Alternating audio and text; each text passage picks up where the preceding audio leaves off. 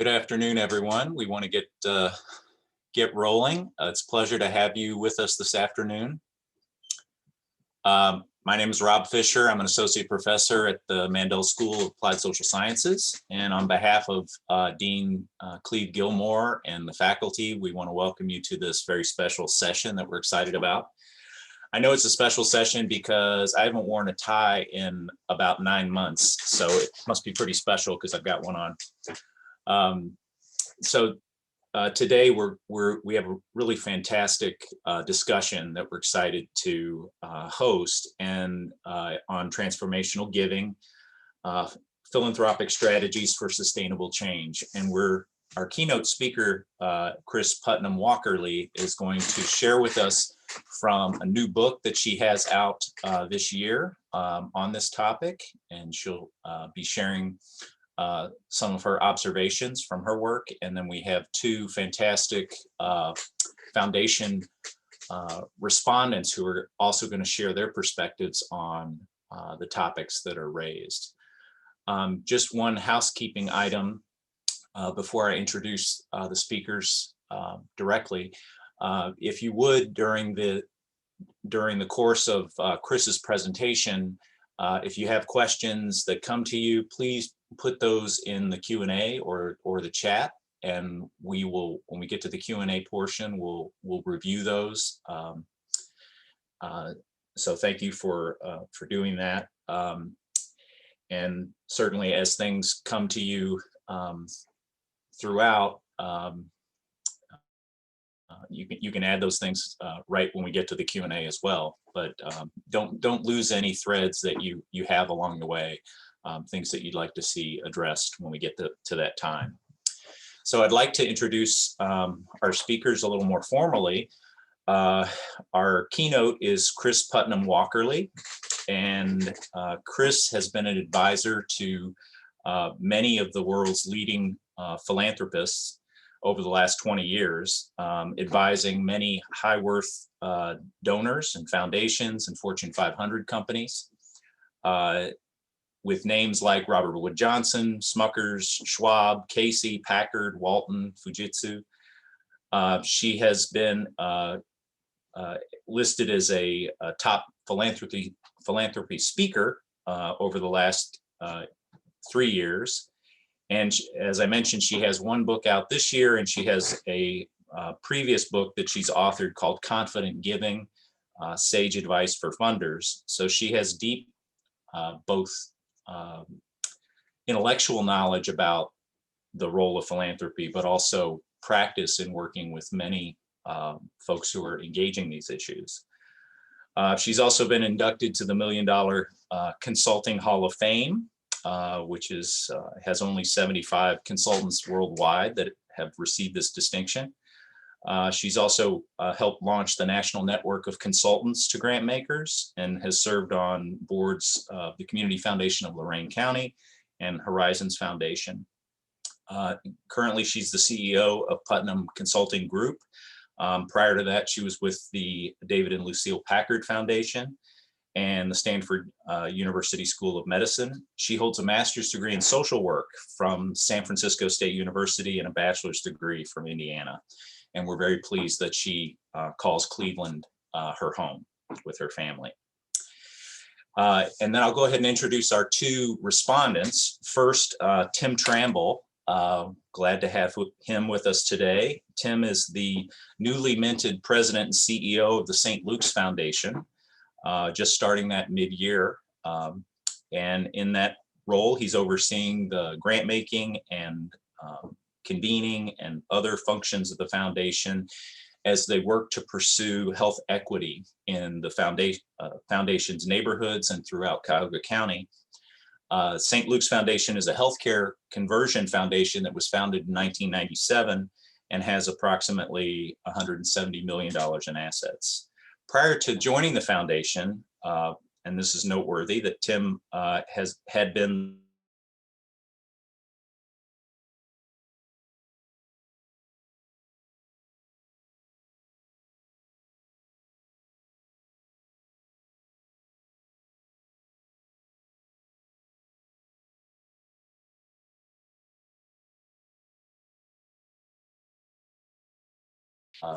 had career work as an environmental planner.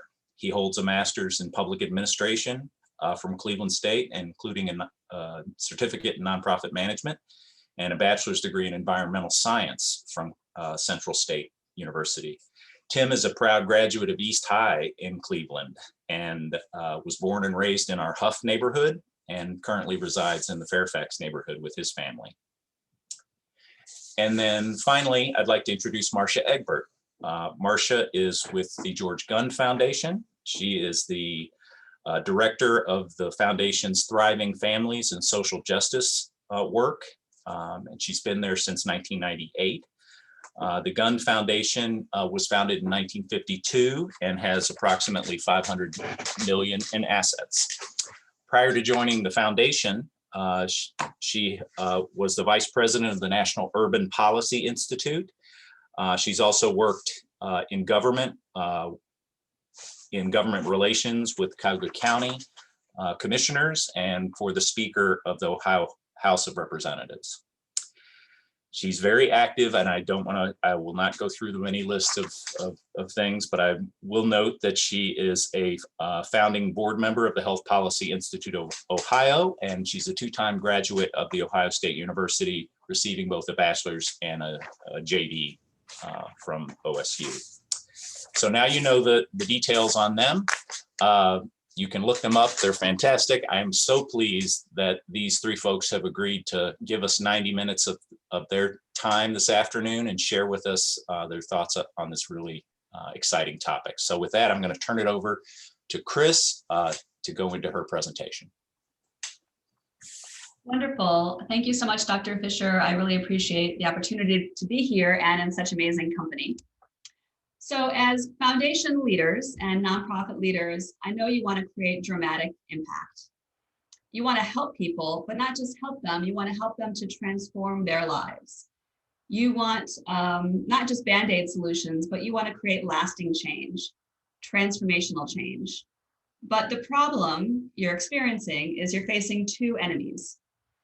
And the first enemy is an external one. It's the fact that the world around us keeps changing. And the second enemy is an internal one.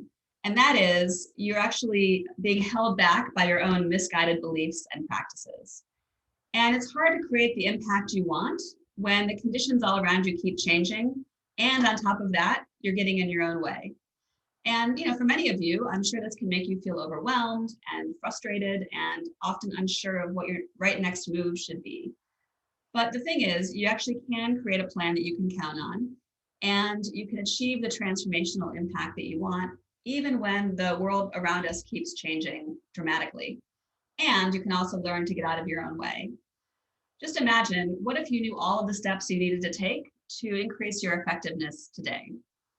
Because I believe that misguided beliefs in a constantly changing landscape shouldn't prevent you from making the difference that you want to make. Here's the thing.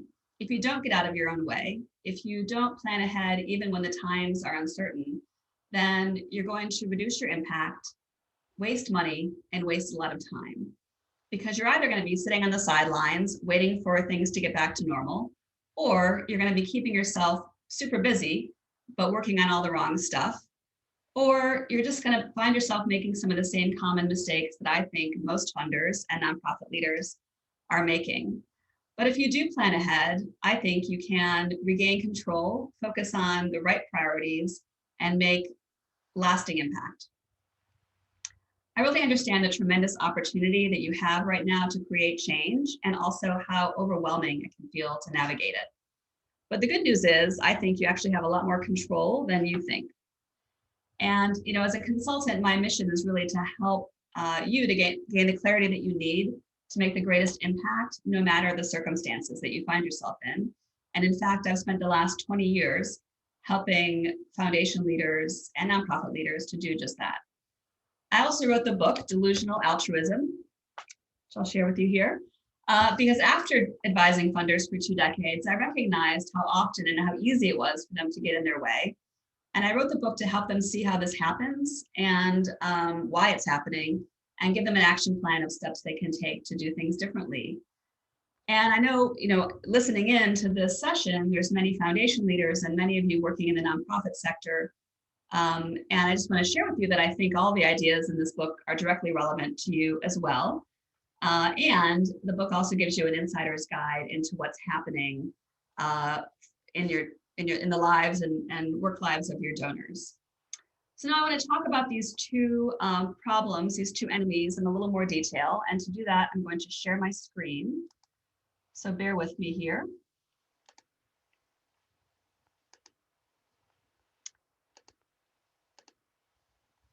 Wonderful. Okay, so the first challenge is that the world keeps changing. Lately I've been seeing a lot of hand-wringing among people who are concerned about the future being so unknown. And, all around us, the conditions keep changing. We have the coronavirus, which shows up. That causes a lot of challenges for us. Many of our organizations and nonprofits have had to close, indefinitely. We all had to scramble to figure out how to work from home. Many of us are homeschooling our children from screens like this. Of course, this is causing us, a lot of people to lose their jobs. The economic impact has been tremendous of the COVID-19 pandemic. If you're on the West Coast, on top of that, you have wildfires that have been raging.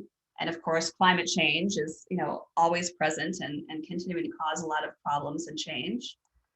Of course, there's been tremendous amount of police brutality and anti-Black racism and systemic racism that we're grappling with. Of course, there's been a presidential election, if you haven't noticed, and that has brought about a lot of uncertainty and continues to bring about uncertainty, right? And then, as we look to our neighbors in Europe, they're already undergoing a new round and wave of lockdowns, and we wonder if we're going to have lockdowns as well. So there's really a lot of unknowns. The world keeps changing, and we're all asking ourselves questions right now, like how long is COVID going to last? What's going to be the long-term economic impact? Will my children ever go back to school? When can we reopen? And really what's going to happen with these elections given what's currently going on? And so it can feel hard to plan when conditions keep changing and the future is so uncertain. And in fact, I think it can really paralyze us. And so really that's the external enemy that we're facing, this constantly changing world.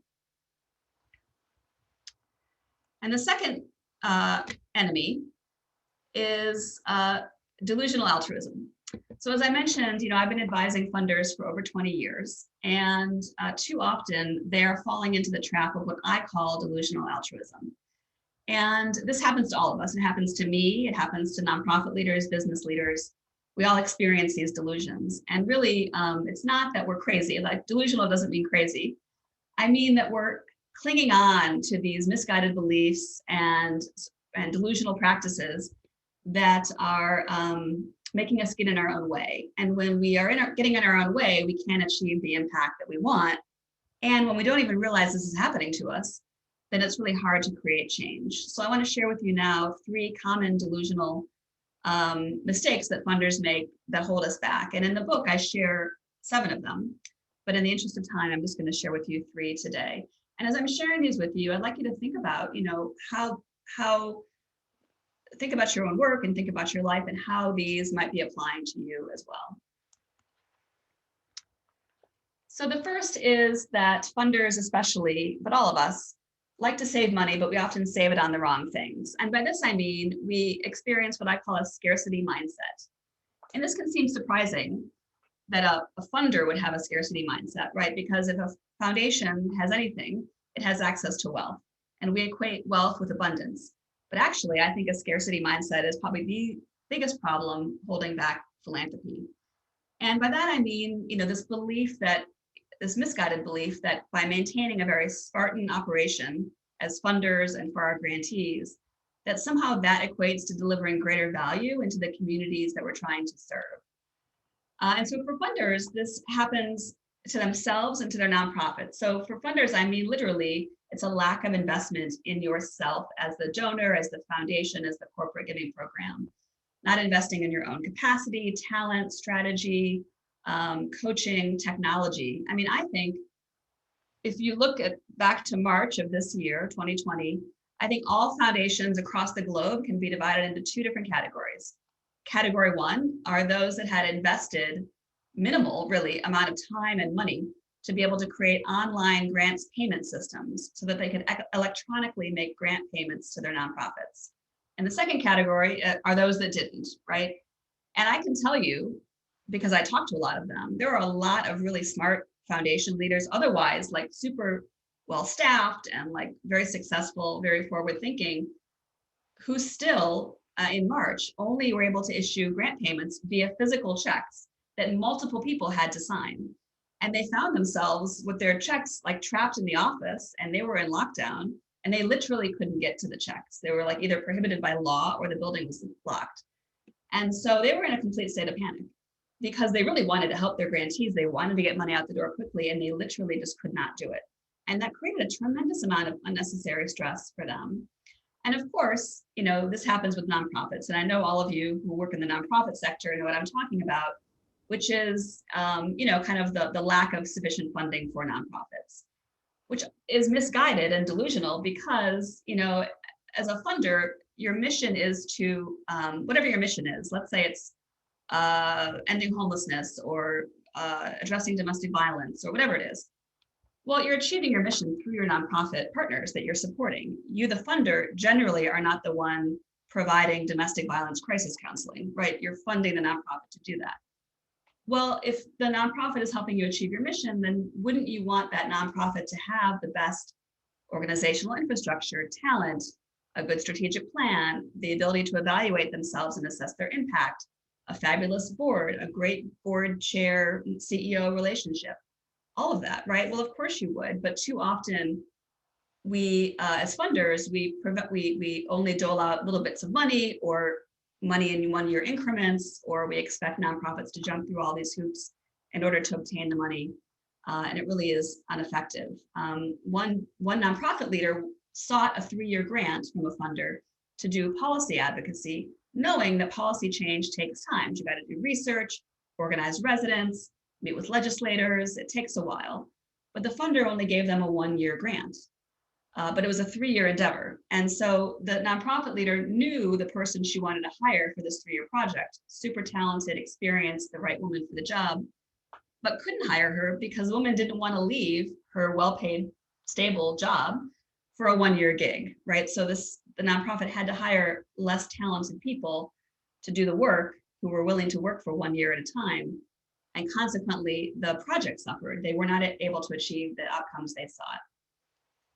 But this scarcity mindset, I just do want to say, yes, part of it is investment or lack of investment, but also a lot of it has to do with mindset. And it's a belief system. And, you know, things like guilt. You know, a lot of us feel guilty, right? We feel all of the resources we have should go to help others. We can't take care of ourselves. And while that might seem noble, I actually think it's delusional, because to have the greatest impact as philanthropists, I think we need to be the best philanthropists we can be. And to have the greatest impact as a nonprofit, we need to be the strongest nonprofits that we can be. Okay, so the second delusion is that funders moved, it says 3, but it's actually 2. Funders are moving too slowly. And if you've ever seen the movie Zootopia, you might recall a scene where the 2 main characters, who are a fox and a rabbit, head to the Department of Mammal Vehicles because they're trying to rescue their friend who's an otter, and they need to get some information. And they rush into the Department of Mammal Vehicles only to discover that the entire operation is staffed by sloths, and they're horrified. And so what should take 3 minutes for them to get the information they need instead takes all day. And I actually believe that philanthropists can be just like these sloths, and it can be just as painful to watch. So I think, you know, the slowness in philanthropy happens for, in the book, I indicate 3 different reasons. I'm just going to share 2 with you now. The first is that we tend to clog our systems with junk. We set our sights on doing something and we literally like toss stuff in the way and it gets in our way. So a good example right now is the presidential elections. I can guarantee you there are a lot of funders that starting July, August, September, just stopped what they were doing because they saw this presidential election. Things were very uncertain. They didn't know the outcome. And so they just stopped doing what they were doing. They stopped strategic planning. They stopped planning ahead, right? They just went into kind of frozen mode. And now what happened? Right? We have an election and they're probably still not doing anything, right? There still is all this unknown. So they really tossed an election in their way. I did this when I first got the contract from Wiley to write my book. I had 6 months to write the book. What I needed to do was start writing the book. What I did instead was I decided I needed to take a week off of work and completely declutter my house, because my reasoning truly was, how could I possibly write a book if my closets are clean and the playroom is a mess and my kids' rooms are messy and like it's all cluttery, right? And what I really needed to do was just open my laptop up and start writing. We all, I think, spend excessive amounts of time just preparing to make a change. The second reason that funders, I think, move too slowly is we create this bureaucratic bloat, which starts small and undetected and tends to grow like black mold across our foundations and our organizations. I was talking once with the CEO of a foundation, and she was the new CEO of an existing foundation that had been around for about 25 years. And it is a fabulous foundation. They do really good work, amazing staff. Many of them are my friends. I mean, really smart, great people. And she was surprised when she arrived to learn that it took this foundation an average of 9 months to make a grant. From the time a proposal came in to the time money went out the door, it took an average of 9 months. And she thought, well, that's ridiculous. It shouldn't take that long. So she asked her staff to look into it. And what they found was, it was not intentional. No one woke up in the morning and said, let's slow this thing down. It was just like over time, more policies and procedures and application questions and checklists and all these things had gotten added into their grant proposal review process, and no one really noticed it. And then 9 months later, it was taking too long. And so they were able to make the changes, but interestingly, that some of the staff said, we told the same thing to our last CEO. We said, hey, this is a problem. Let's, bring in some resources and do like an audit to understand what's taking so long and streamline our grant making.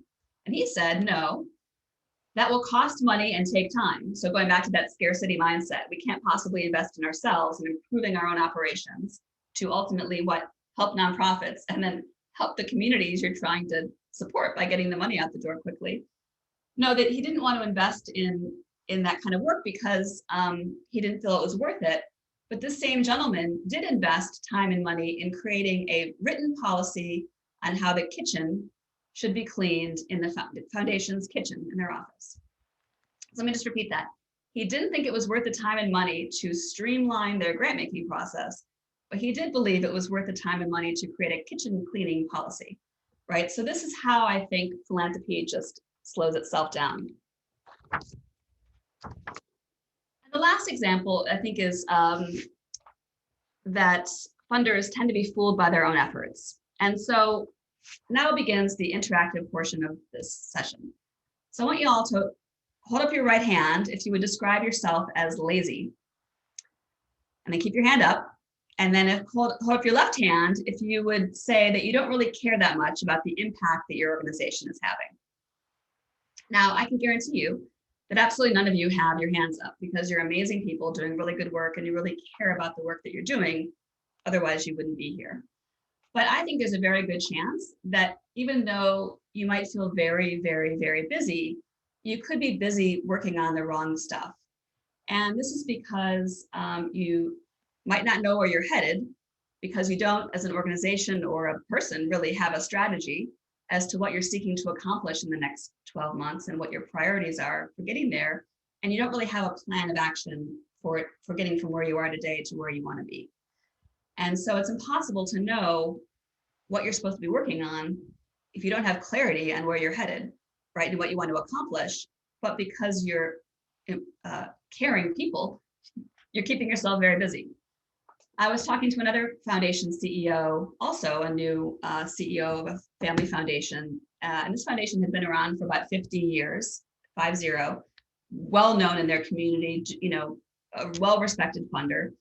And she was surprised when she got there to learn that despite being around for 50 years and being a sizable grant maker, they didn't have a mission statement. They didn't have a vision statement. and they did not have organizational values, and of course they didn't have a strategic plan.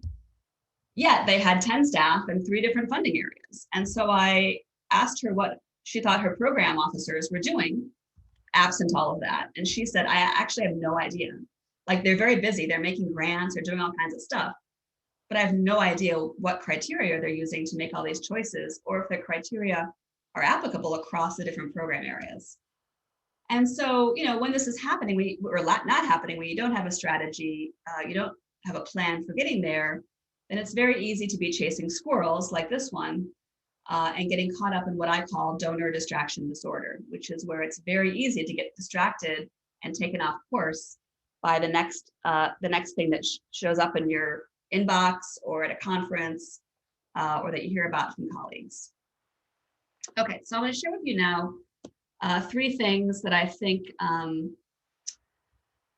you can do differently to stop being delusional and start being transformational. And they are to change your mindset, to create a plan you can count on, and to achieve dramatic impact and rapid results.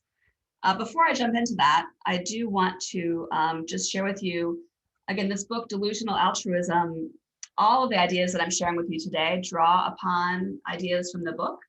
So if this is of interest to you, I'd encourage you to order a copy, unless you're one of the lucky people who registered early and showed up early for this session, in which case you're going to get a copy of the book sent to you.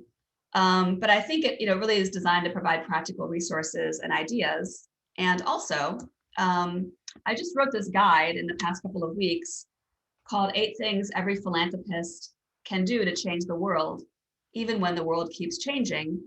Because, I really believe that, right now there's this such uncertainty that we're all experiencing. And it pulls ideas from the book and offers them in a kind of a practical guide of 8 steps and things you can do that I think you can start doing differently this afternoon or even tomorrow or next week.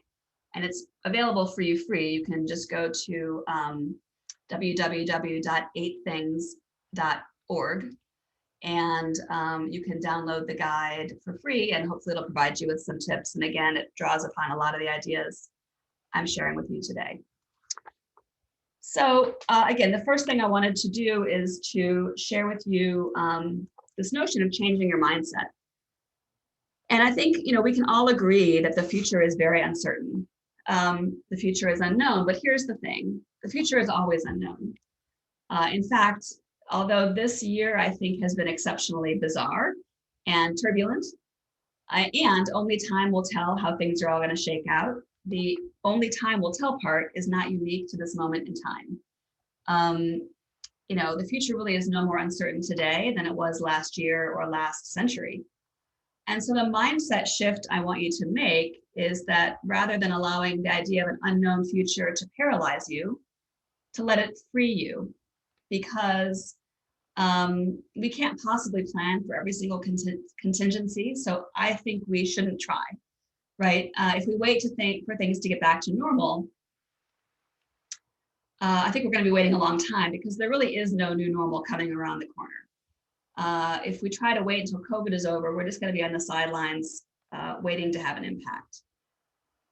And instead, I think we really need to decide to be flexible and agile, and recognize that we're almost certainly going to have to change things along the way. Or to say this more hopefully, we'll get the opportunity to change things along the way and really respond to new opportunities and new innovations as they come from any source. So again, this mindset shift from allowing the idea of an unknown future, instead of paralyzing you, let it free you. And I talk in the book a lot about mindset and shifting from a scarcity to an abundance mindset. So this is kind of that same shift, from shifting from being slow to being fast, from feeling overwhelmed to feeling confident that you're focused on your top priorities, and also from being rigid to being agile. So the second is to create a plan you can count on, even when the world keeps changing. So think about, whatever it is you're trying to do right now, whether you're trying to launch a new funding initiative, or rethink your entire strategy, or maybe you're a nonprofit and you're trying to figure out, is it possible for us to have in-person programming this summer for our young people? Or maybe you're planning a wedding, whatever it is, I suggest that you do these three things. Create your plan quickly based on the information you currently have available. Use it immediately for as long as conditions warrant, and then change it rapidly as conditions change. So let's break this down because there's actually a lot packed in here. So create your plan quickly. I think we all need to be recalibrating our timeline. And I think the funders and the nonprofits that are most innovative and creating the most change right now are increasing their speed. So whatever's in front of you, figure out how to do it faster. With my clients, I call this the 50% principle. So literally think about whatever you're working on, if it's making a decision, your staff meeting, your board docket, preparing for your next event, try to help yourself come up with ways to do it in half the time. And I think this applies to your entire strategic plan, right? I think if this pandemic has shown us anything, it's the futility of spending a year to create a strategic plan for the next 5 years. Because by the time you create your plan, the world will have changed a few times. And we can't possibly predict what's happening 5 years from now. So even though long range goals are great to aim for, I think you can really only think out about 12 months at a time. So based on the information you currently have available. So I think what we need to do is start with the right questions. And in the book, Delusional Altruism, I have a whole chapter that indicates 12 questions I think we all should be asking. And a couple of them are, the first one is what? Because we can't possibly figure out how to do something until we have clarity on what exactly it is we're trying to do. And so I think it's asking questions like, what are we trying to accomplish in the next year? What is our objective? What is the problem that we're trying to solve? And only then ask, where are we today? So what are we trying to do 12 months from now? Well, where are we literally on this today? And then only then you can figure out how to get from where you currently are today, your current state, to where you want to be a year from now, your desired future state. And then think about, what are your top priorities? Because chances are there's like 65 things that have to happen, but you can't focus on 65 things at once. Pick the top 3 or 4 most important things that have to happen next and focus on those and identify people to be accountable to them. And then base it on the information you currently have. So I think what often holds us all back and freezes us all is this notion that we don't have enough information and we can't possibly move forward until we've gathered all of our data. And we often embark on these kind of one-off data gathering exercises, environmental scans, needs assessments, learning tours, all these things. And, I'm not anti-information, but I just think we often need to recognize that we probably know a lot more than we are allowing ourselves to acknowledge, right? I think we actually know about 80% of the information we need in order to move forward, in order to make decisions with the confidence that we can figure the rest out along the way. So really, that's your plan. You know where you're headed in the next year, where you are today, the 3 to 4 most important things you need to focus on. And based on the information you already have, that your team has thought about for a couple of hours and documented and enough to make decisions. And then use it immediately. And by that, I mean literally start implementing it. So you can come up with your plan, honest to God, in the next week and begin implementing it the next day after that. Identify the people that you think are most important for being accountable to implementing each of those top priorities that you identified. Have them come up with 5 or 10 things they need to start working on, not a Gantt chart, a list, and get them going on it and agree to meet up again in 2 weeks and assess progress and see what's not working and get them the help that they need and decide who else needs to be involved. And then, change it rapidly as conditions change. So I think, we need to recognize that we have to be adaptive and agile, and our approaches need to be as well. And those are 2 terms that I think get mixed up a lot, but they mean different things. Being adaptive means when it's reactive, when change happens to us, like COVID or lockdown, we have the ability to change ourselves to accommodate that change or to maximize the benefits of that change. Being agile is proactive. We can look ahead and see change coming and either navigate around it or figure out how am I going to turn that to my advantage and generate innovations out of it and make it advantageous to me as well. Because we just can't like put our foot on the gas and plow ahead to the next new normal, right? I think it's really important that we need to recognize that stuff is always going to be happening. Things are always going to be changing. And we often need to take our foot off the gas and pull off to the side of the road. And by that, I mean, practically speaking, like think about whatever you're trying to do, make a plan for it, but build time into your calendar regularly, quarterly, bi-monthly, whatever makes sense, to check in with yourselves and identify opportunities to assess progress, determine if conditions have changed again, externally or internally, that would warrant you to make shifts and changes in what you're trying to do. Do you need to add something? Do you need to abandon something? Whatever that is. And so I want to give you the example of perhaps a familiar example for many of you, which is the Greater Cleveland COVID Rapid Response Fund. Because I think this is an example of funders doing all of these things I just described. And so this is a rapid response fund that was brought together by many well-known funders and some of our discussants. So Marcia Egbert from the Gun Foundation, Tim Tramble's team at St. Luke's, and in particular Heather Torek, who I think is dialing into this session, Sisters of Charity Foundation, of course, the Cleveland Foundation, Mount Sinai, and others, came together on March 19th, met for the first time to say, hey, I think we should create a response fund so we can all collectively respond to what's happening. 8 days later, they were issuing grants. So within 8 days, they came together, agreed to create a fund, got their foundations to agree that this was a good idea, identified top priorities in the community, identified their funding criteria, figured out the application and review process, got the word out to communities, received proposals, reviewed proposals, and made funding decisions and issued payments in 8 days, which is just remarkably fast. And not only that, they kept it going for 19 weeks. So just listen to this. This was their weekly cadence of this team.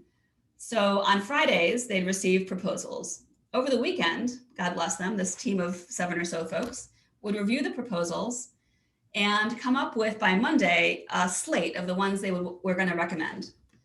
They'd send that list out to a larger group of funders that were also involved. Those funders would review it on Tuesday and share any questions that they had or concerns. On Wednesday, the smaller team would review all of those, do any additional due diligence, and come up with their final recommended list of grantees for the week. On Thursday, they made grant payments. And on Friday, they started all over again and reviewed the next round of proposals that had come in for the week. And they kept that pace up for 19 weeks.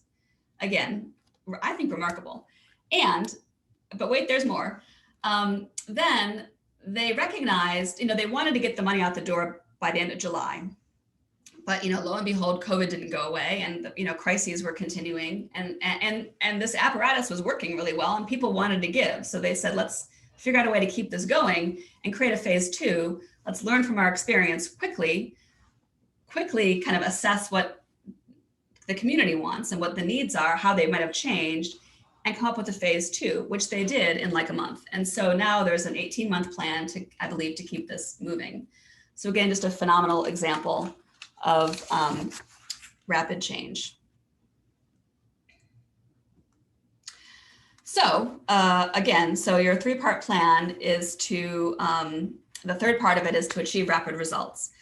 And so I think, the challenge with all of this is it's tough because we all want to have everything just right. But the moment we think we have all the pieces in place, we know that things are going to change, right? Something will stir them up again. And I think it's far better to have a great, even if it's not perfect plan, that you can rally your team around and move forward on and adjust as the conditions change, than it is to be standing there and whistling in the wind. And I think creating this kind of for now, but flexible plan really gives you and your team something to move on and feel like you're making progress. It allows you to align your efforts and your resources and your systems and people toward what you're trying to accomplish. it gives you really a framework for making all the day-to-day decisions you need to be making, big or small. And it prevents you from being taken off course and chasing those squirrels and going in the wrong direction by whatever threats emerge. I mean, we only need to turn on the news to hear more threats that are that we're facing, right? Having a plan of what you're trying to do helps you not get pulled off course by those challenges and those opportunities in any given moment. And also, I think, prevents you from wasting time and money. And above all, having a plan that's flexible prevents the worst course of action of all, which I think is inaction. So please don't wait for your board meeting 3 months from now to make a decision that you really need to be making and the world needs you to be making today. So, really, you don't need to experience delusional altruism. You can get out of your own way and allow your giving and allow your work as a nonprofit to be transformational. And I think that one of the best things that you can do now is to create that plan that you can count on, even when conditions keep changing. So again, if you found these ideas helpful, I'd encourage you to take a look at the book, Delusional Altruism. And I'd also really encourage you to download this free guide, 8 Things Every Philanthropist Can Do to Change the World, at 8things.org. You can download it for free because, in case no one has told you lately, you really are incredible. The work that you're doing is so important and the world really needs you. And you really can create a plan that will allow you to regain control, focus on what's most important, and create the impact that you want, even when the world keeps changing around us. So with that, thank you. And I'm going to introduce our 2 discussants, Tim Tramble from the St. Luke's Foundation, and also Marcia Egbert from the George Gunn Foundation, who are going to share some of their ideas, reactions, and thoughts from their lengthy experience doing this work for the communities we care about. Fantastic. Thank you so much, Kris. This is a great intro. I know there's much more content in the book since I've had the benefit of taking a look, and I just want to reiterate what Kris said. 50 of you will be receiving a book by mail following this session. So you are the lucky winners. If you registered and showed up, that's the qualifications. So happy reading on that. I'm struck by how much what Kris has talked about has relates to what nonprofits do generally. Just those pitfalls around saving money on the wrong things, moving too slowly, and being fooled by being busy but not achieving your outcomes. So applies to so much of the work in the sector. But Tim and Marcia, I'd like to turn to you guys, and first, just with your philanthropic hat on, could you begin with general reactions to this? Those of us who aren't philanthropists, aren't in those roles, might see this as maybe hard medicine being delivered, but maybe you can disabuse me of that thought. So why don't we start with Tim, if you would start us off. Okay, first of all, I just want to thank you for this opportunity. Thank you for asking me to be a part of this. I want to thank Kris for a wonderful book. I actually read half of it last night. I figured I should at least read it before I be a discussant in this conversation, and it was a pleasure. And I thank her very much for lending such a great resource. I would advise anyone who's new to philanthropy like myself to certainly read the book. So with that, I think the thing that most resonated with me was the idea that bureaucracy is the killer of innovation and the killer of efficiency. I know she didn't use those exact words, but that's kind of how I interpreted it. And I think that understanding that I am new to philanthropy, so most of what resonated with me honestly resonated as a grantee, right? I'm still trying to purge myself from being in the grantee mindset. I feel that I am a student to philanthropy. And really, if it wasn't for the fact Dr. Fischer, that you were a board member, I probably would not have done this, because I would have rather be in the audience to be a student to philanthropy. But that being said, there are many things that I've thought about initiating, and you know very well as a board member, things that I am interested in initiating that I think that will be innovative, that I think that would make our foundation a thought leader, and that I think that ultimately will give people better understanding as to what we do, why we do, and how we do it, right? So for me, this book was confirmation on many levels, right? That we have to basically go with what we know, right? Make sure that your team and those on your team, I deeply rely on those who are on our team who have that history to educate us about the history, right? But we do know one of the things that I bring, and one of the things that the newer staff people bring, is a sense of being grounded in the community and understanding what people in the community think, how they think, and what they want, right? And making sure that as we develop policies and practices, that we do it in a way that is simplified. And again, this book kind of confirmed that, right? Even thinking about steps in our grant making process, again, that was a confirmation. Would like to remove steps in our grant making process, would like to make it easier, recognizing that I did add questions, I added equity questions. I thought that that was very important, but understanding that I did add something, what can we take away? And we've asked those questions. What can we take away from the grant making process? How can we simplify this and make it not only easier for the grantee, but also easier on us? Sometimes, again, in Kris's words, being in our own way, we have all of these policies that really are unnecessary. Like, why does it exist? Educate me on why it exists. And if you can't give me a really good reason why it exists, let's just do away with it, right? Great. Let's turn to Marcia. Go ahead. Well, thanks so much, Rob, Dr. Fischer in this setting, and especially when you've got a tie on. And I want to thank MSAS, to both of you for just being the community treasures that you are. What an incredible resource MSAS is in this community. And congratulations, Kris. This is a huge accomplishment. Not just being able to get the book across the finish line, but being able to synthesize, the incredible experience, very diverse experience you've had over the years, and bring that together in a way that, hey, shakes us up, and it should.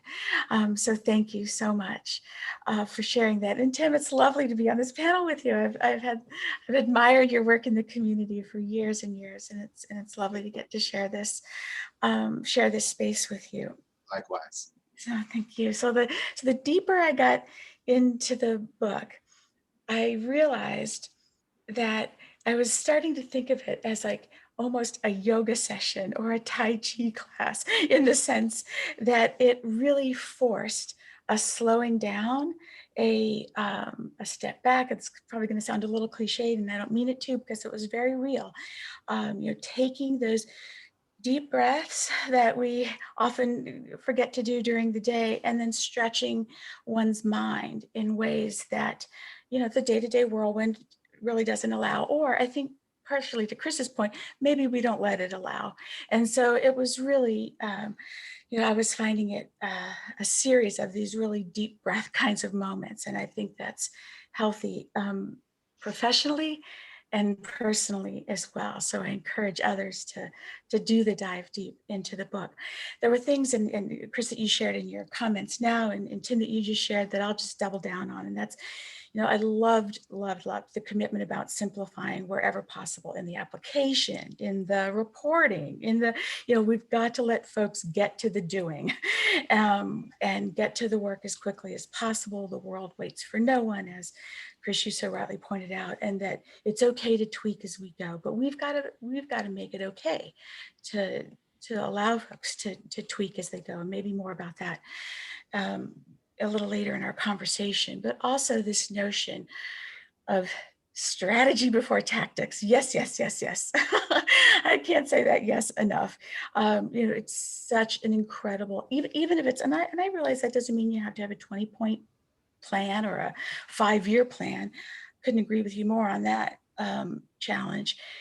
But even if it's in your head, or it's a logic model, or whatever manifestation it might take the form of, it does so deeply help you stay focused. And I don't mean you as opposed to me. I mean, it helps me stay focused, helps others stay focused on our goals, as opposed to, the world wants to pull us into other priorities, into other tactics. It is the nature of the beast, especially in the world that we live in now, with technology really trying to demand time from us.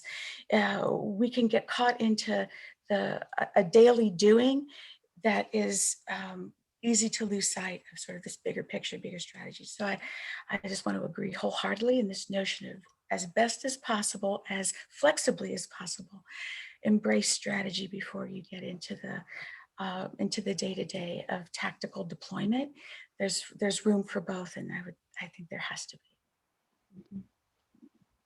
So, Kris, did you want to share anything reacting to those opening statements?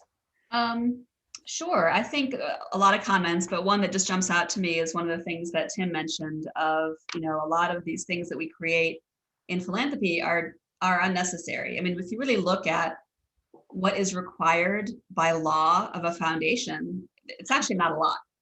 Literally, there's some tax and legal things you need to do, but otherwise, and I was actually talking with one of your colleagues, Latita Smith, who used to work at the St. Luke's Foundation and now is at the Moses Taylor Foundation in Pennsylvania. And we were talking about this very thing, where we create all this stuff, all these policies, procedures, applications, hoops, whatever, and we forget that we can uncreate them.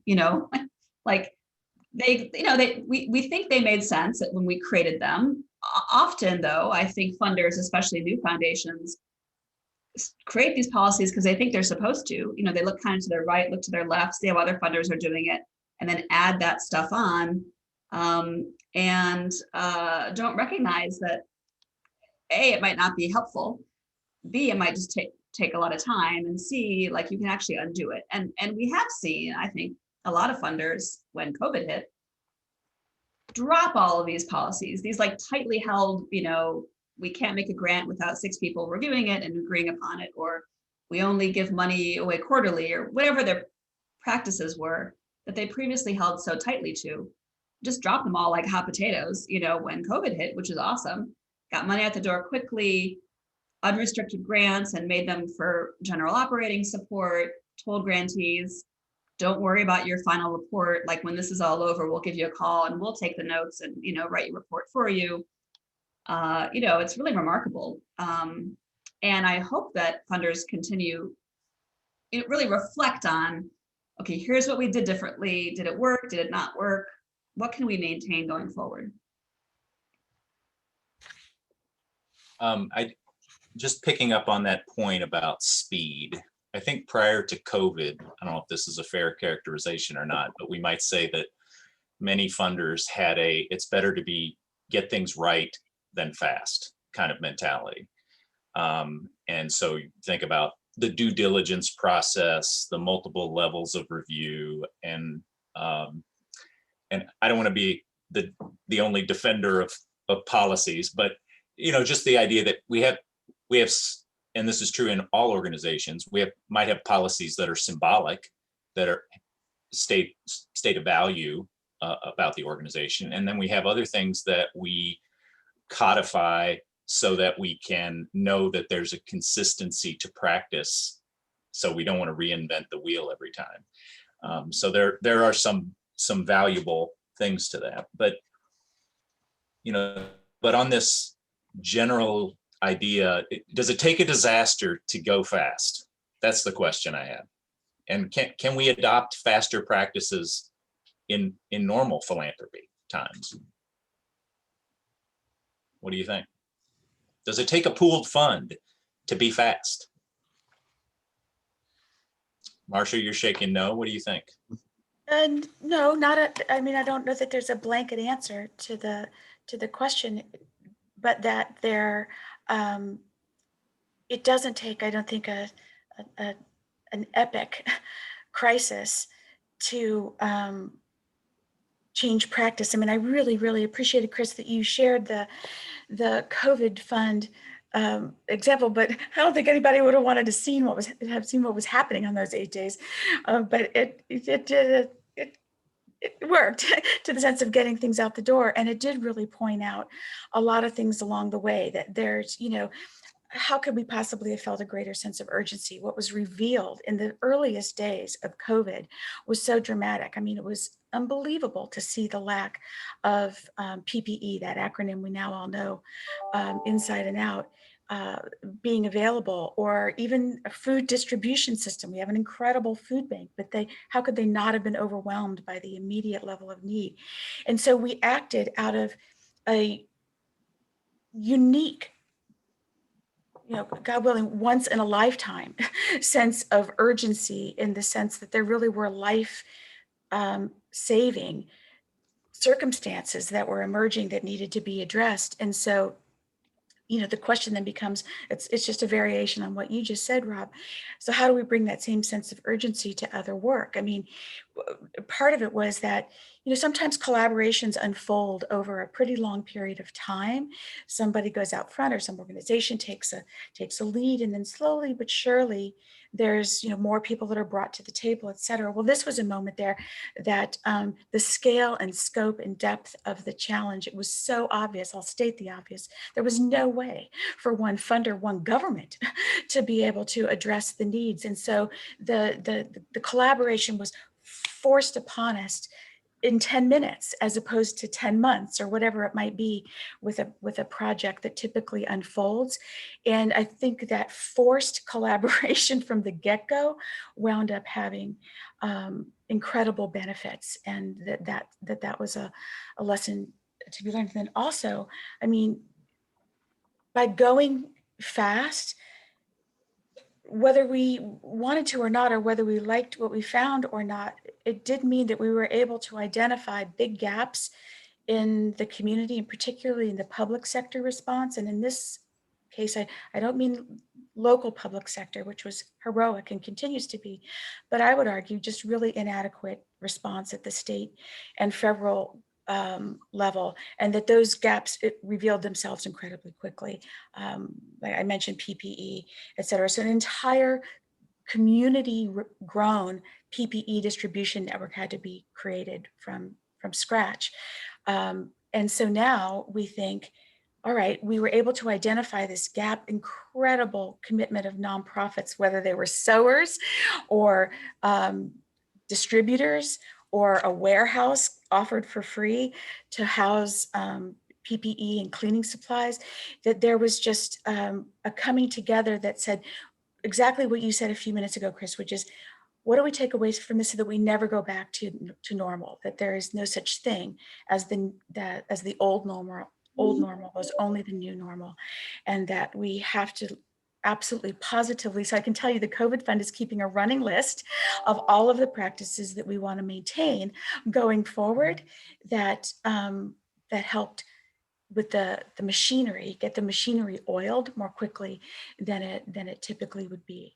So that's that was a long-winded response, but I think it's an important question.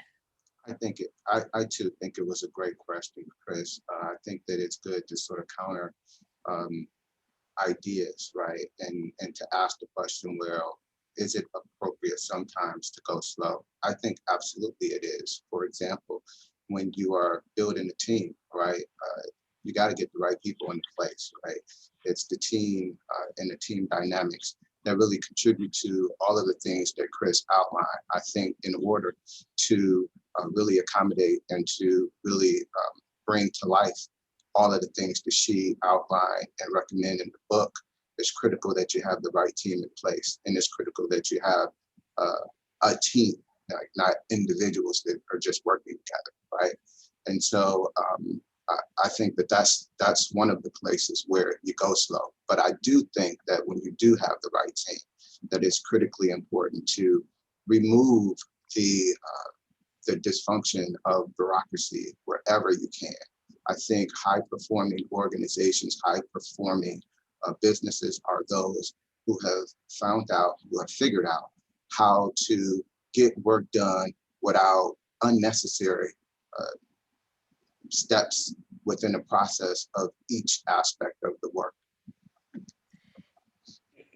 you mind if I share just one little thing about the go slow notion, the go fast to go slow? And I appreciate what you just shared, Tim.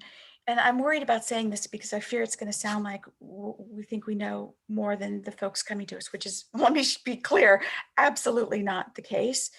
But sometimes what will reveal itself in the review of a request and very much in dialogue with an applicant is that there might be things that a nonprofit needs to succeed in what it's hoping to do, that it perhaps is almost too close to the matter to be able to see that, well, maybe what you're requesting in this moment might not work unless you do X, Y, and Z to get there.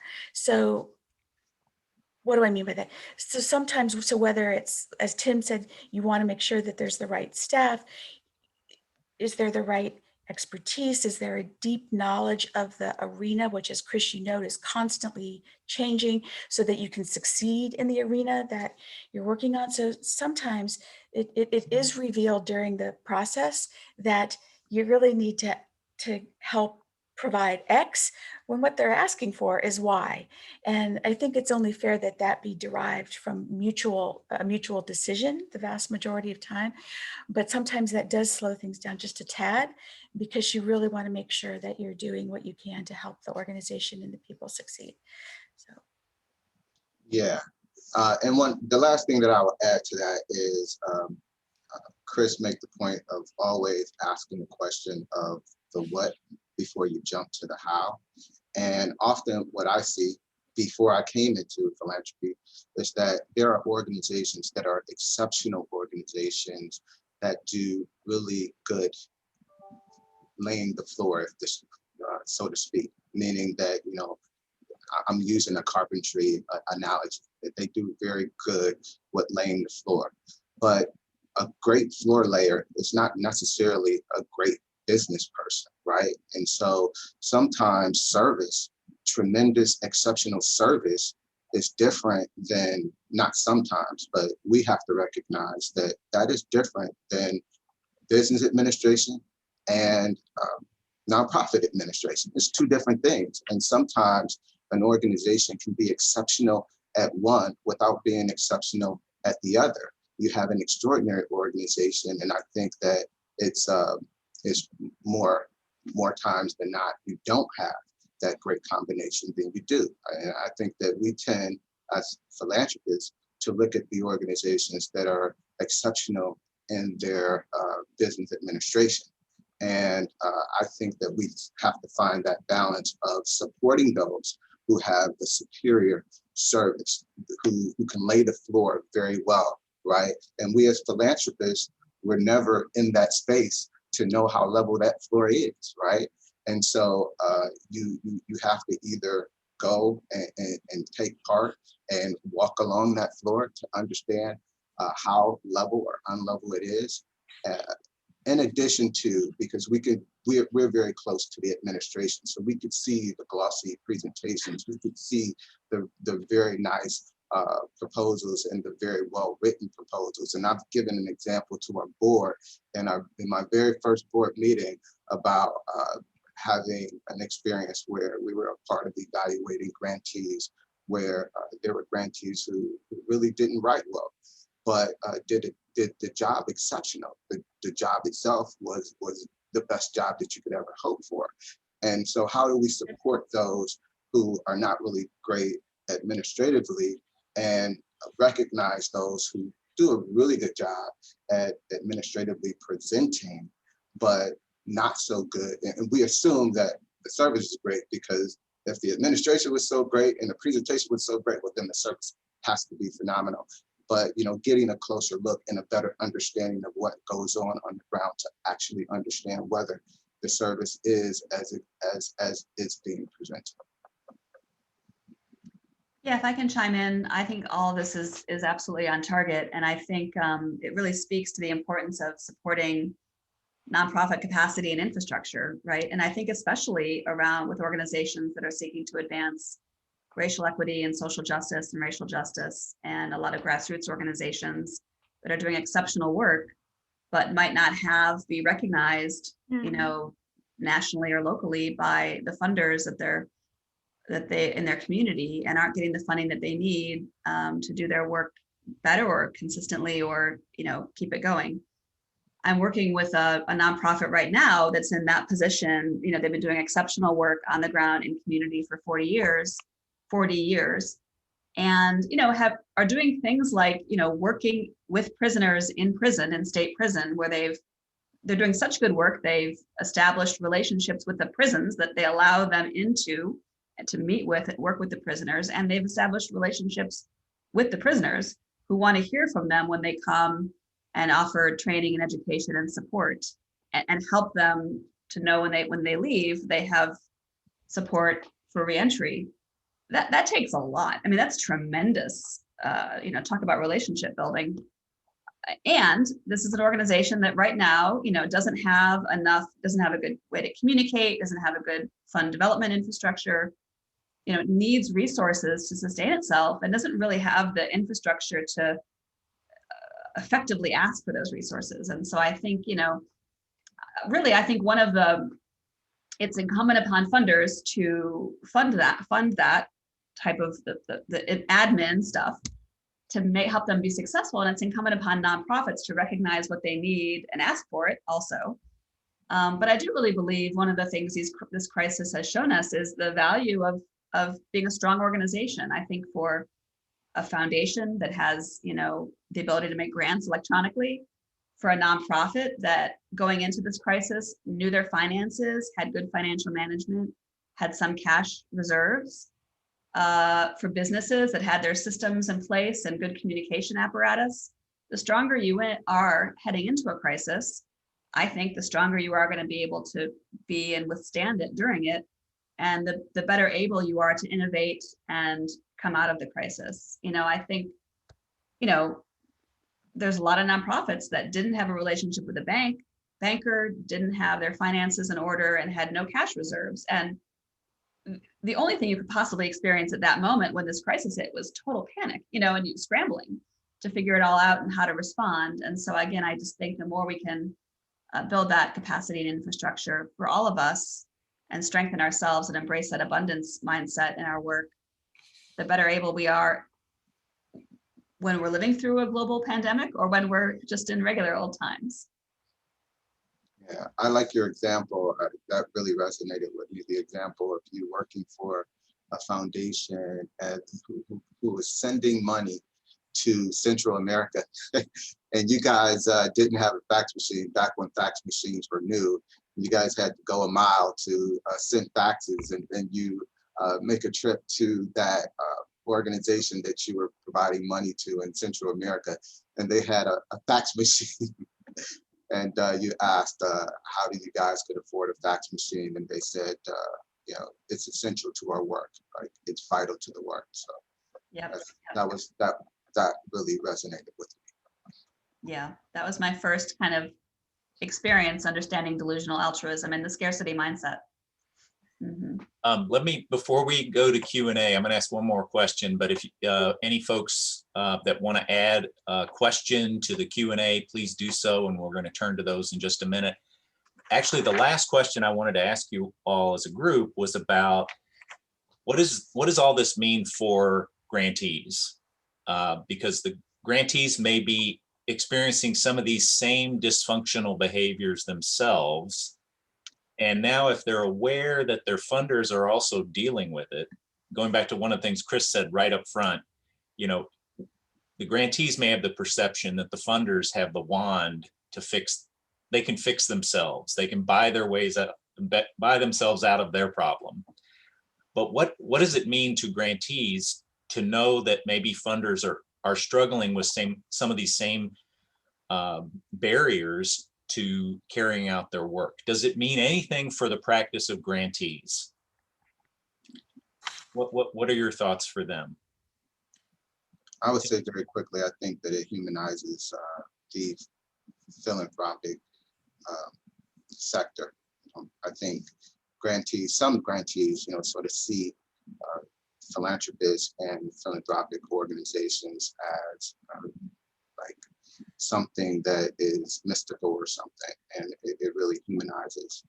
The reality that we're humans, we're going through the same challenges of trying to make the right decisions and really want to be right.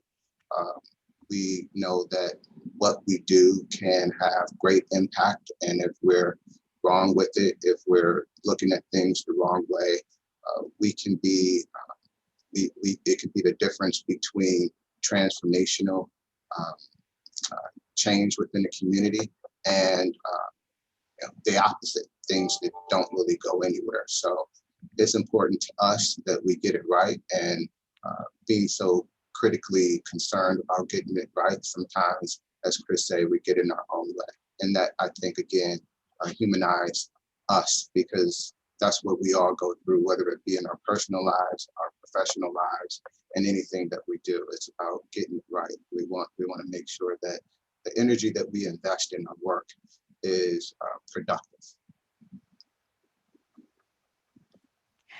Yeah, and I truly appreciate, Rob, you framing that as a question about what grantees and nonprofits can do. But I really have to say that I think the vast majority of the onus here lies with philanthropy and organized philanthropy in particular to absorb these lessons and really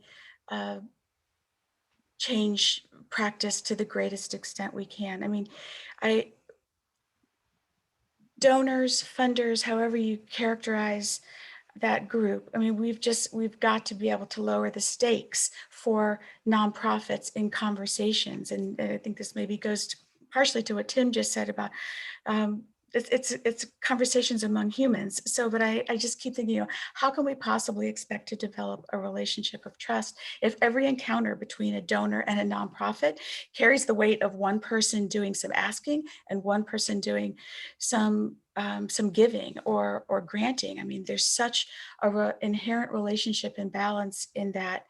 That it's hard to fuel trust, or I would say it's close relative honesty. So I think we've got a really big responsibility to seek out or to offer lower stakes opportunities for interaction between nonprofits and philanthropy. I mean, so many times I fear, we worry all the time about if any challenge or setback or even failure in normal times, let alone in a pandemic on the part of a nonprofit, carries with it the weight of maybe ending the relationship. I mean, how can there possibly be any trust if one party always feels like if anything they share that's less than ideal about how an idea panned out or a project, or that they're going to be cut off at the knees? I mean, it's just impossible to have a healthy relationship. So we're trying very much, we hope, nothing's perfect, to get nonprofits off of what I would call the mouse wheel of annual grants to the greatest extent possible. And thinking about if a funder thinks that an organization, has a great mission, its mission is critical, it's got solid leadership and skilled staff, and it understands its community well, why would we make them prove that every year? As opposed to really listening to what they need to even continue to do better. So anyway, I do appreciate the way you framed it, but I felt compelled to say I really do think the responsibility lies more with us. And I think we're okay with that. Thank you for those comments. We have a few really great questions coming up in the Q&A. The first one that I'd like to bring to you all's attention is from Colette Taylor. And she says, the scarcity mindset really resonates with me, but not all donors are hesitant to support the infrastructure needs and resources that would allow us to do our jobs better and serve more constituents. Any tools or tips on how we can get greater buy-in to attract donors to these needs, as opposed to always looking for new and increased programming capacity. So how do you get those investments in those core functions that will make the programming better? Yeah, so I'll take a stab at it first. Now I'm just thinking about the fact that in our last cycle, Rob, we actually funded an organization and specified that the funds were for the organization to get their financial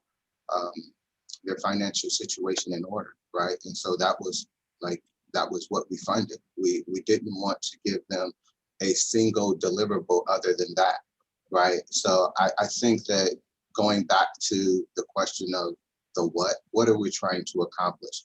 And in that case, we thought the organization was critical. The strength of the organization was critical to the community, and trying to identify another organization to serve their purpose would be more costly, right? To try to create a new organization or try to find an organization that could extend into the area. And so we wanted to lean in and be supportive of the organization to get their financial situation in order, right? And so I think that we have to be willing to recognize when it is an issue of operational inefficiency and how can we work to help make it an efficient operation, and when it's programmatic and whatever it is, if we see the organization as aligning with the values and principles of the foundation, then we make that decision that whatever it takes and however we have to fund it in order for us to really get at the core of the problem, then we do that. And so I can say that, yeah, in our last quarter, we actually funded a grantee specifically for operations and specifically for them to get their financial processes in place. I'll also share a resource because, you're right. There are some funders that get it. And then there's a lot of funders where you might have more success beating your head against a wall.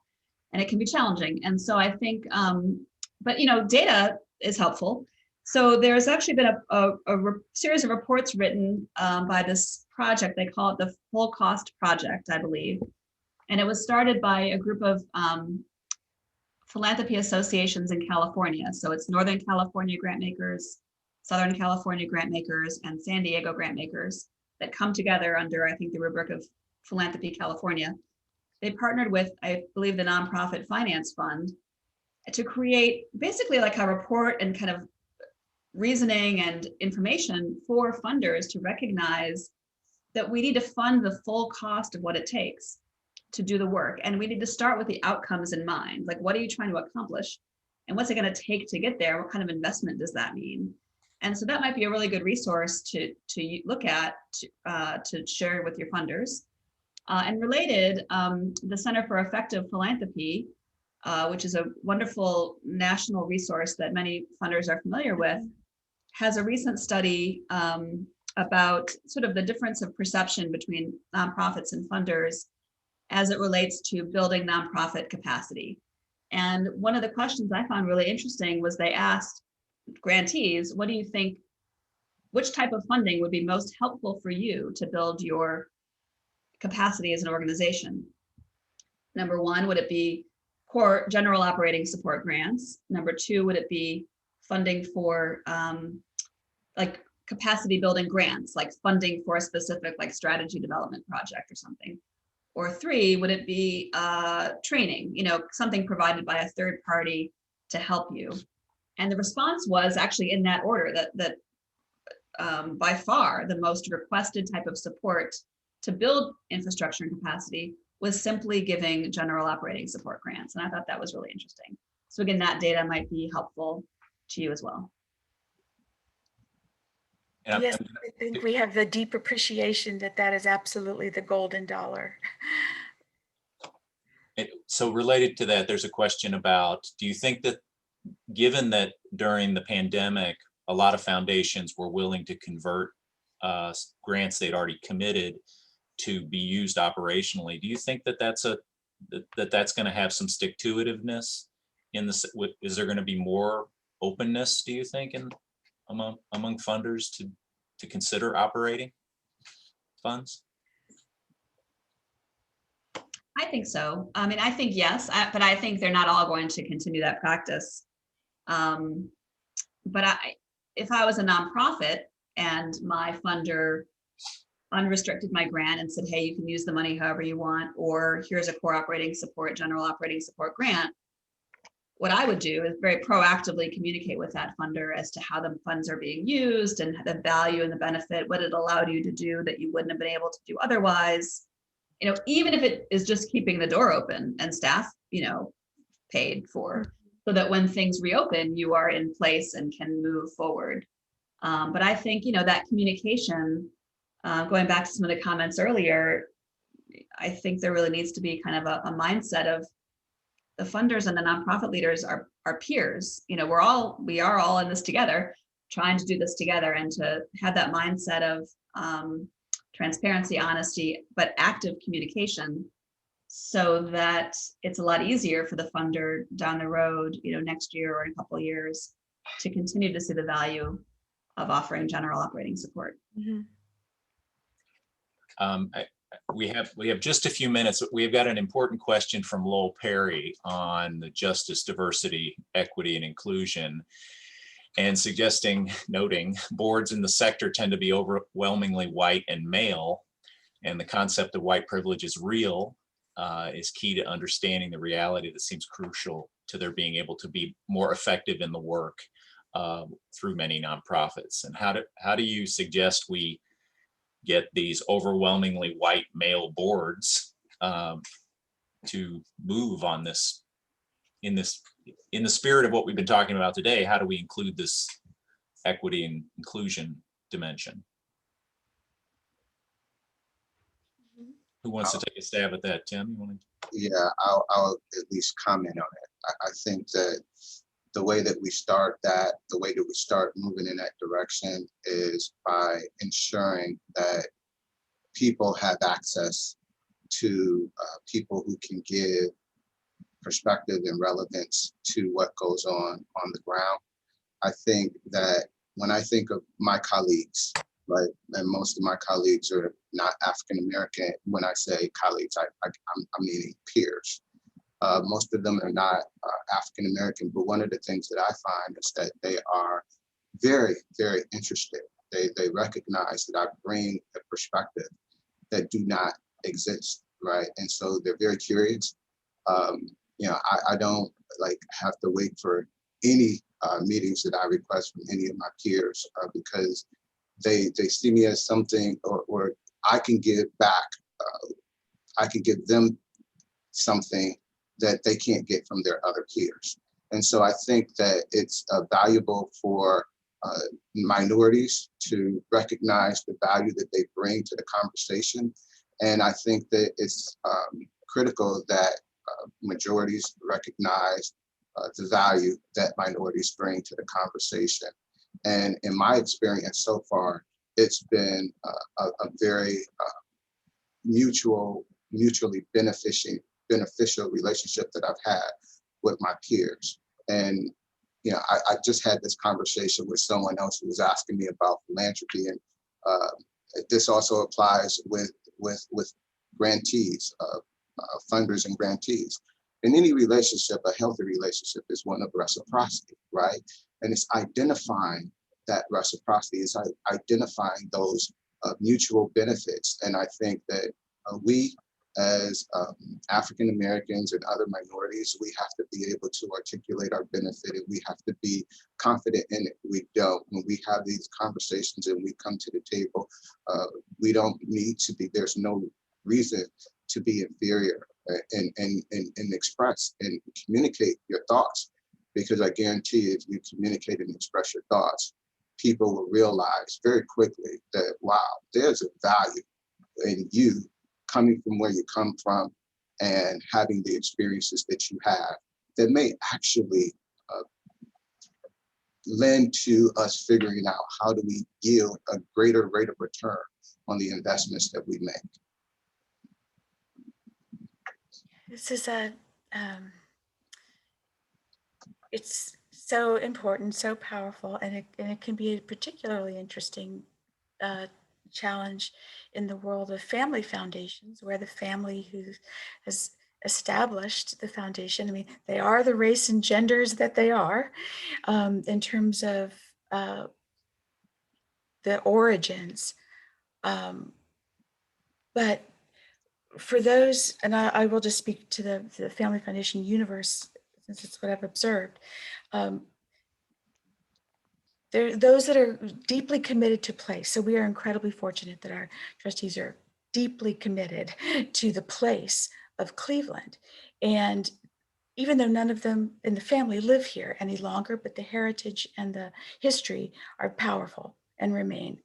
And having said that, as a result of their commitment, they wanted to hear more directly. So we have full day tours. So they go out and hear. They don't need to hear from us on those days. They need to hear from the, as Tim just said, the folks doing the work, which in a majority minority community or in a more growingly diverse population, of course aren't going to look like I do or the family and trustees do. So you start to see that richness that you just mentioned and want to bring it closer in because it fuels their ability to do the work better. That exposure that through every venue that we can figure out fuels their desire to be able to have the work and subsequently the board reflect the real community. So we've literally expanded the number of trustees on our board so that there's, of course, the family's at the heart of it, but it needs to be beyond. And so in that ability to expand, that's where we've absolutely seen a commitment to making sure that it's a much closer reflection of the community that we serve. And that I will say that's true of staff as well, not just at the board level, but it needs to be at the staff and board level. So it's an eternal work in progress, but I encourage those that are in the Family Foundation universe to know that that there's a road to journey down on this as well. Even though you might be thinking well, the trustees are who they are, that even that can change. So we're nearly at time, but I've got one more question that came in about specifically for you, Kris, regarding how far can foundations get on this agenda on their own versus needing maybe some outside perspective on moving these practices into operations. What's been your experience on that? Yeah, my experience is, foundations need a lot of outside guidance, from people who, we all do. We all get into our own silos. We know our own organizations. We know our own communities and our colleagues. And I think we all need outside, if it's coaching or grantees letting us know what's happening, what's not happening. There's been a lot of public outcry around foundation practices, a lot more so than there used to be. There's a lot of organizations nationally that are really trying to hold philanthropy accountable and help them recognize some of the problems and some of the changes and opportunities. So I think, I absolutely think this is it isn't just funders that can help themselves abolish their delusional practices and be more transformational. This absolutely has to be a partnership, and especially with those that are, working on the ground in communities and leading the change. Fantastic. And I'll just ask Marcia and Tim whether you have a final word before we conclude up here, or you feel you can pass, you can stand pat. I'm frantically typing into the chat a resource that I wanted to share. We did have a few other questions that came into the chat, so we will definitely, following the session, we'll make sure that those are shared with all the panelists. I just want to say thank you for making time for this discussion today. I think it's been terrifically rich, enlightening to think about how what things look like in the foundation world, but also how that is a microcosm of what we see in our own organizations in the sector, and how we're really on the same journey of getting to impact. So Kris, thank you for your keynote, and Tim and Marcia, fantastic comments. I think we have a final slide here, perhaps. We want to make sure to invite you all to our next session, which will be on December 8th, where we will have a session on managing for nonprofit resilience during a crisis. Professor Dennis Young will be talking about a model for resiliency planning, and we'll have respondents from the sectors of arts and culture and community service. So we hope you can join us. That'll also be on this same channel at 1 to 2:30 on Tuesday, December 8th. So with that, we are going to wrap up. Thank you all so much for making time for this today, and stay well. Thank you. Thank you. Thank you.